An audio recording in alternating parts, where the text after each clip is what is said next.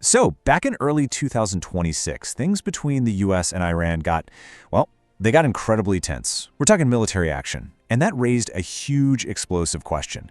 Was the United States actually trying to overthrow the Iranian government?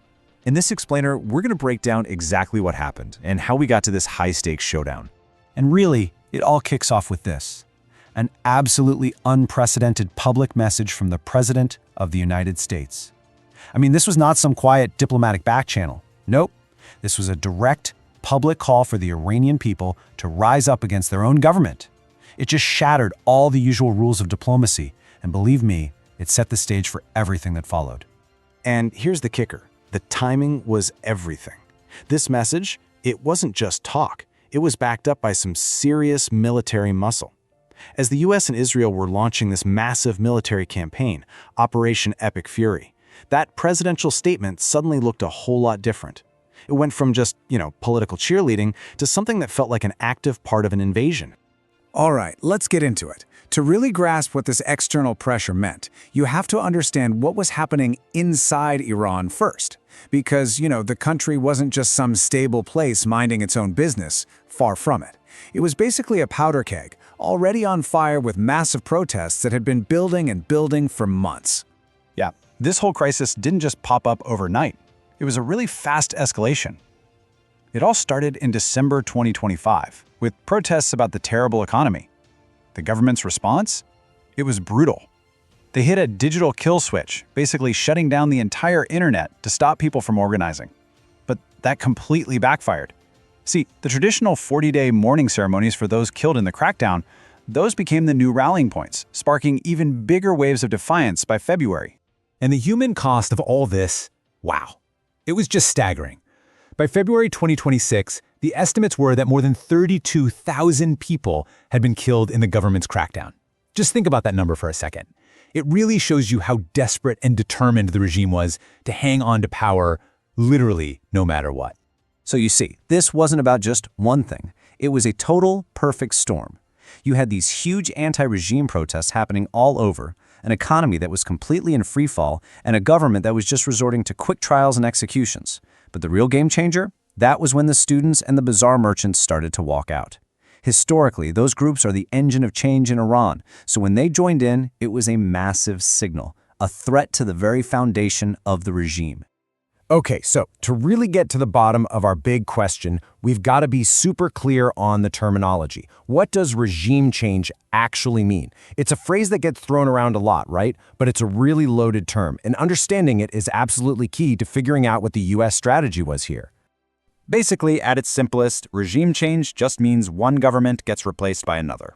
Simple enough. But how it happens, that's where it gets incredibly complicated. It could be an internal uprising, like a revolution. It could be a managed political transition. It could be an outright foreign invasion. Or, and this is what we're looking at here, it could be a really messy mix of all those things. And this slide, right here, gets to the absolute heart of the debate. For years, you could say US strategy was about behavior modification. The idea was to use pressure to force Iran to change its policies, right? Stop the nuclear program, cut support for militias, that kind of thing. But the other path, regime displacement, that is way more extreme. We're not talking about changing policies anymore. We're talking about removing the government entirely. So the big question in 2026 was, had US policy finally crossed that line? So the strategy that played out wasn't just one simple thing. Not at all. It was this really complex, multi-front campaign. You have to imagine the US and its allies weren't just picking one tool out of the toolbox. They were throwing the entire thing at the problem, applying this incredible pressure from literally every angle, all at once. It was kind of a classic good cop, bad cop situation, right? A dual-track approach. On one track, you've got this huge military buildup, 2 aircraft carrier groups, B-2 stealth bombers, actual military strikes.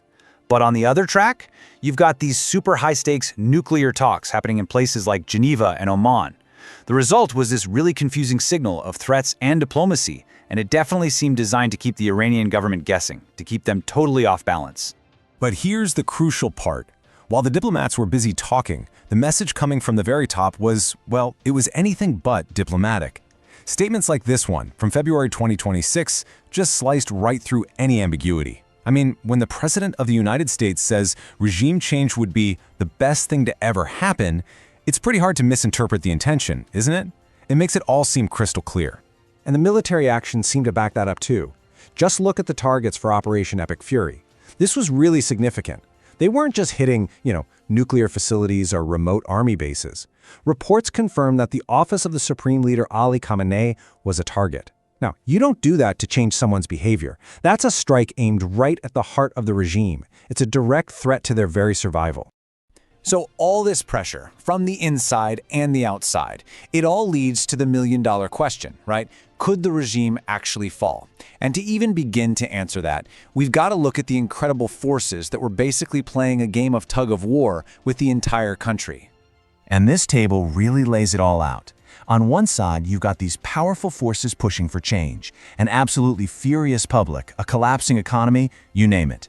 But on the other side, the forces trying to keep things the same were just as strong. The super powerful and loyal Islamic Revolutionary Guard Corps, the IRGC, plus total government control over the internet, and of course, the ever-present threat of a brutal crackdown. The country was, without a doubt, at a tipping point. So, with Iran stuck at this violent, historic crossroads, nobody knew what was going to happen next. The path forward was anything but clear. And based on what we know, experts were pointing to 4 main possible futures. And let me tell you, each one of them had massive, world-changing consequences. Okay, let's quickly run through them. Scenario 1. The regime wins. It crushes the protests, tightens its grip, and becomes even more authoritarian. Scenario 2. Perpetual chaos. The conflict just drags on and on like a low-level civil war with no clear winner. Scenario 3. A negotiated deal. All the pressure, both internal and external, forces some kind of managed change at the top. And then there's Scenario 4, the one everyone was afraid of, an all-out regional war, pulling in countries from all over the world. And that's what brings us back to our final critical question. You had this powerful combination of a real grassroots rebellion inside the country hitting head-on with an unprecedented military and political campaign from the outside. It pushed Iran to a moment of truth. So which would it be? Reform, revolution, or a truly devastating regional war? That was the question. And in early 2026, the answer was terrifyingly up for grabs.